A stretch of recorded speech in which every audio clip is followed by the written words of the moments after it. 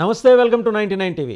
భారత రక్షణ రంగం ఎలాంటి సవాళ్లను ఎదుర్కొంటోంది, ఎలాంటి ఛాలెంజెస్ని అధిగమించాల్సిన అవసరం ఉంది, గడిచిన 20 ఏళ్లలో మారిన పరిస్థితులు, ప్రపంచంలో చోటు చేసుకుంటున్న డెవలప్మెంట్స్, వీటన్నిటికీ అనుగుణంగా భారత రక్షణ రంగం నడుస్తోందా, అలాగే తేవాలనుకుంటున్న సంస్కరణలు ఆటంకాలు సృష్టిస్తున్నాయా లేకపోతే అభివృద్ధిని సూచిస్తున్నాయా, వీటన్నిటి మీద సమగ్రంగా విశ్లేషించడానికి మనతో ఉన్నారు all India defence employees federation general secretary C Sreekumar గారు.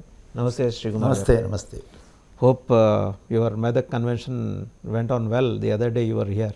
Yes, our Ordnance Factory Civilian Employees Union, which is an affiliated union of All India Defence Employees Federation, they have organized a seminar with regard to the current issues pertaining to the defence industries, especially ordnance factories, and then the danger of the old pension scheme not restoring by the government. They want to continue with the new contributory pension scheme, and of course now the government has announced the 8th pay commission. So what is going to be our approach towards the 8th pay commission? And there are a lot of issues which the defence civilian employees are facing. Initially about the industry, defence industry, so what is the present policy of the government and what is your stand on that policy? You see, basically one issue we should understand. Our country, after independence, after 1947, we have formulated our defence policy and also the foreign policy. Basically, our country is a peace-loving country. We want to maintain peace and harmony inside our country and also to maintain the same approach towards our neighboring countries. So, we are not offensive. That is why we call it as defence, and our industries are also called as defence industries. And why defence industry? Because we want to protect our country from any intrusion or any encroachment by our neighboring countries. We don't want to attack any one of our neighboring country of our own, or we don't want to take away their land. But we should be prepared. We should be prepared and we should be alert. We should be always vigilant. Our armed forces who are protecting our country day and night in very, very odd conditions, they have to be fully equipped, no? They have to be fully equipped. And with the state-of-art technology equipments. And with that in mind only, the defence industrial policy was framed. Because when initially the defence industry came during Britishers period. It was in 1802. 1802, the gun and shell factory Kasipur, which is now in Kolkata, even today that factory is there. That was the first ordnance factory set up by Britishers. Because Britishers, to fight amongst our country fellows, they have to bring lot of arms and ammunition from Britain. And in those days it has to come through only ships, through sea. And half of the ships sinks, or sometimes it was taken away by some robbers. Sea pirates. So they came to the conclusion that within India itself we should start the defence industry. And that is how this first... It is existing even today, Kashipur? It is still existing. It is functioning? Yes, it is functioning. It is manufacturing various guns and so many other items related to defence requirement. And when the Britishers left our country in 1947, there were 17 ordnance factories. And they left. And the government under the leadership of Pandit Jawaharlal Nehru felt the importance of self-reliance in defence. Even though Nehru was a peace lover, he wanted to maintain cordial relationship with Pakistan and China. But the experience was bitter. The first attack came from China. Chinese intrusion, and then the country felt the need of strengthening the defence industry, because the country felt that defence technology in the developed countries like US, France, Italy, Germany and all, it was very fastly developing. And we have to depend on these foreign countries to get the defence technology. Unfortunately, these countries were not ready to... It seems your trade union is opposing the present policies of defence, with particularly related to employees, or even about the progress of the industry, because The government of India has formulated some 7 companies out of, I believe, some 41 or 42 41 ordnance factories. ordnance factories are there, and they were all come under 7 umbrellas. I 7 believe. corporations. 7 7 corporations. companies now. 7 companies. How do you look at that move? That is what initially I told you, you see, since we being a peace-loving industry, and now with the advanced science and technology, our ordnance factories have played a very important vital role in defending the country. And that is why at one point of time, the then Prime Minister Rajiv Gandhi told, the Indian ordnance factories are the 4th force of the defense of our country. Apart from Army, Navy and Air Force, the Indian ordnance factories play a vital role in the defense of our country, and it Because is you are the bread givers to those 3 organizations. Yes, we supply arms, ammunition, weapon, tanks, their troop comfort items, what they call as their uniform, bulletproof jackets, their boots, their snow boots, their tents, whatnot. Whatever is required for our soldiers, it was only the ordnance factories. Even today, the ordnance factories are supplying for them. But you see, when Mr. Narasimha Rao government took over, the liberalization, privatization policies which they have followed, that had its impact on the defense industry also. So then started this thinking of privatizing the entire defense industry. Initially, they thought the Indian industries will not be investing in the defense industry, private industries, because the customer is limited to only 3. These products you cannot sell in the market. Apart from 3 state police, police organizations. State police requirement is limited. No, only very limited. State police. Very confined area. Yes, they are limited with some revolver, rifle, small arms. Pistols. That's all. They don't require missile. They don't require rockets. Yeah. They don't require tanks. They don't require. So these 3 are your clients. Main clients 3, followed by paramilitary forces and the state police forces. And we supply everything to them. But this thinking came of privatization, and since the customers are limited, the government thought that many private industry may not be interested to invest. And the requirement of the armed forces are always fluctuating. Yeah. If a war-like situation is there, the ordnance factories will be more. Demand will be more. But if you are maintaining peace and harmony with your neighbors, requirement will be less. Then it will be only required for providing training to the soldiers, and keep some reserve, what is called as a war reserve. Yeah. So that means the requirement is always fluctuating. When the requirement is fluctuating, and when the customers are limited. But the governments cannot look at the defense industry in the forms of profit and loss basis. That is where I am coming. Because Army, Navy, Air Force, we are investing so much of money. About 12 lakh soldiers are there, including the officers. Are we not paying them? Yes. Are we not maintaining them? After their retirement, are we not paying the pension? Because that is required. That is not for making profit. Similarly, the defense industry also, the purpose for which the defense industry is established is not for minting profit. It is for the service of the nation. And that is why the Indian ordnance factories were always kept under the government. In fact, when these type of thinkings have started coming, late Mr. George Fernandez, late Mr. Pranab Mukherjee, late Mr. Jaswant Singh, then Mr. Antony, followed by BJP Minister Manohar Parrikar. All these 5 ministers have given written assurance to the All India Defence Employees Federation that ordnance factories will not be corporatized. They will remain with the government, and we will go on improving the functioning of the ordnance factories. We will introduce new technologies like that. Out of the 5 defense ministers you were mentioning about, 4 were passed away. They passed away. Yes. So I believe Mr. Antony has a strong will to protect the defense industry. 100%. Because as a man of integrity, Yes, yes. even I used to talk to him while I was in Delhi. Okay.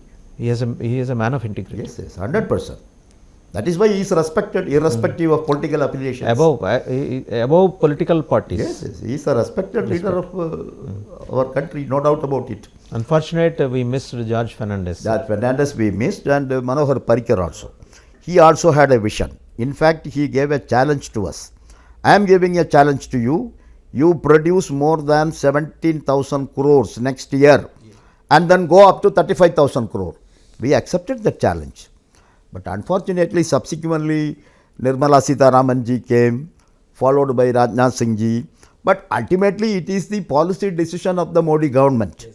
Who is the minister, that is immaterial. It is not individual. The Modi government has taken a decision to splinter these ordnance factories into Do you 7 believe companies. that this privatization or corporatization is going to pose a threat or menace to the existing defense industry of Government of India? Exactly. It is not only threat to the existence of the defense industry, it will be a threat to the defense of our country itself. Why? Because during Kargil crisis, no private industry came to the rescue of our country. It was we, the employees of ordnance factories, who worked day and night and provided whatever is required for the armed forces to defend our country. And the Supreme Commander of the Armed Forces, the then President late K.R. Narayanan, in his address to the Parliament, he has specifically mentioned the support given by ordnance factories are remarkable, and they played a very vital role in defending our country in the Kargil crisis. Unmatchable.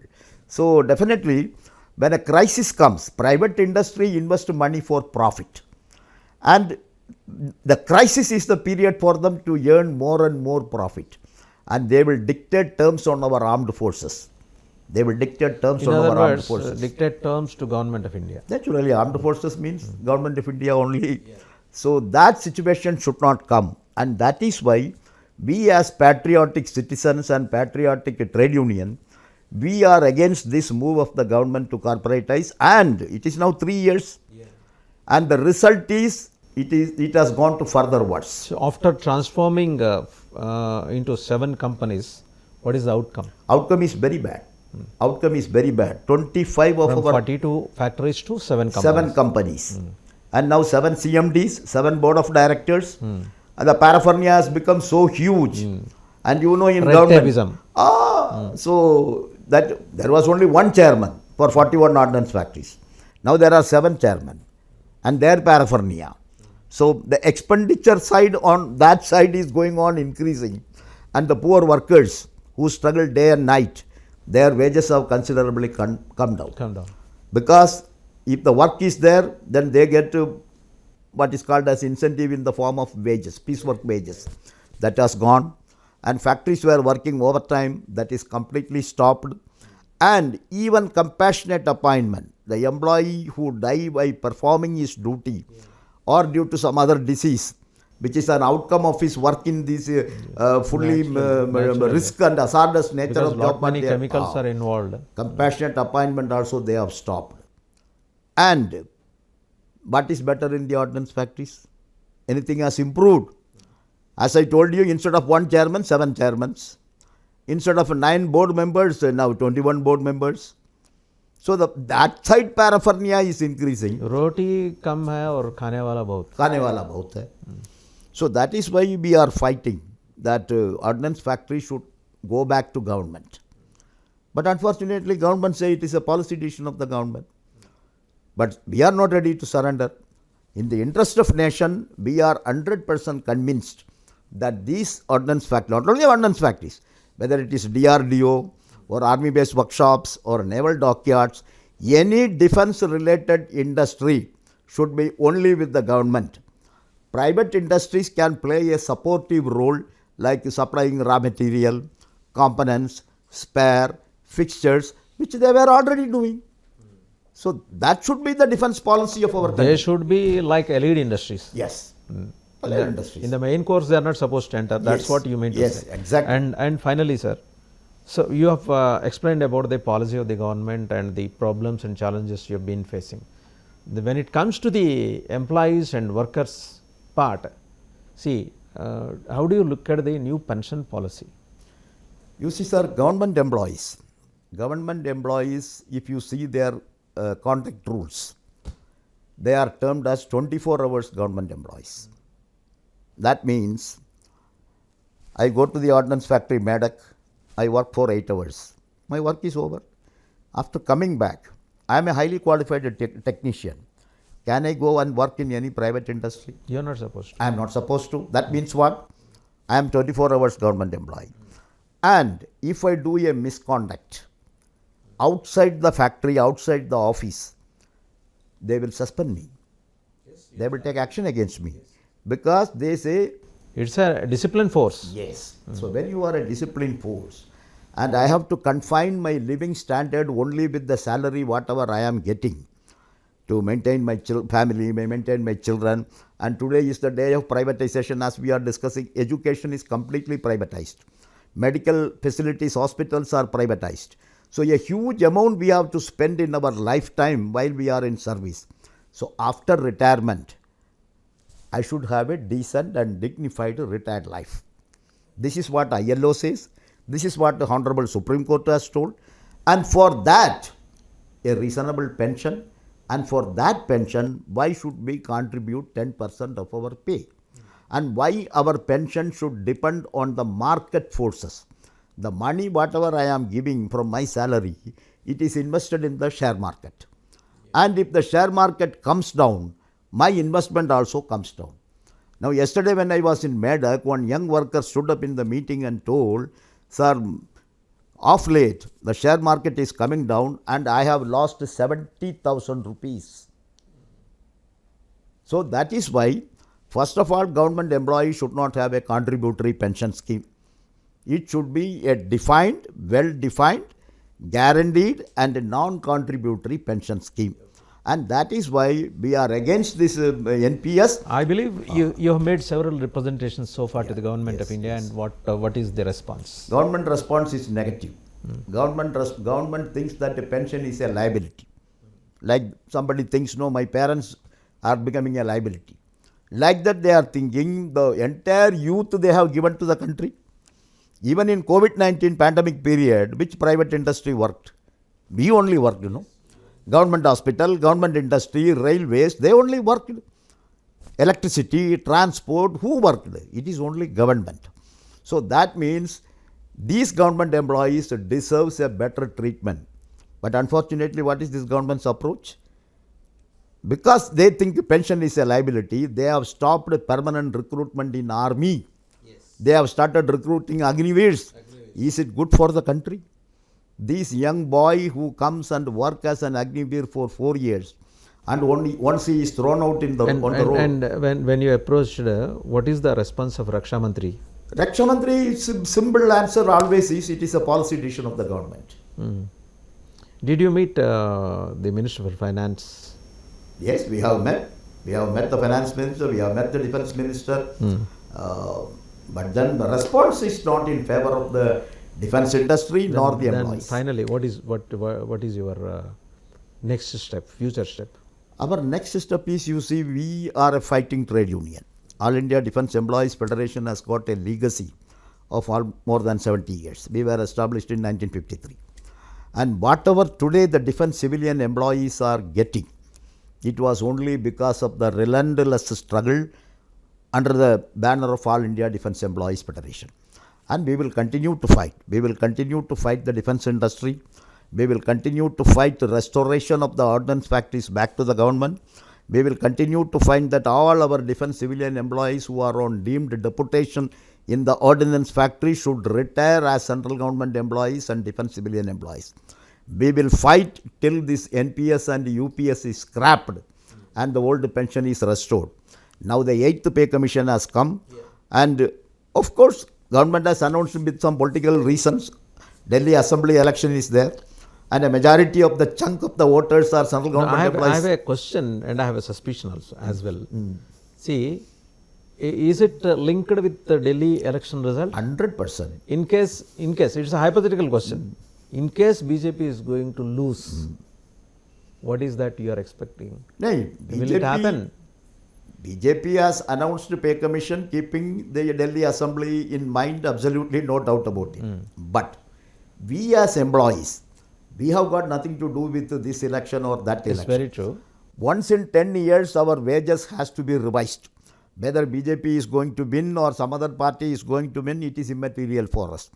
We as central government employees deserves a wage revision, a reasonable wage revision, a living wage suiting today's requirement, and we will fight for that. It has nothing to do with the election so far as we are concerned. Right. It is our justified demand and we will fight for that. Right, thank you mister Srikumar. Thank you very much. So చూసాం కదా, శ్రీకుమార్ ఏం చెప్తున్నారంటే all India defence employees federation general సెక్రటరీగా విస్తారమైన అనుభవం ఉంది ఆయనకి. Defence రంగంలో 5 రక్షణ మంత్రుల్ని ఆయన చూశారు, రక్షణ మంత్రులను చూశారు ఆయన.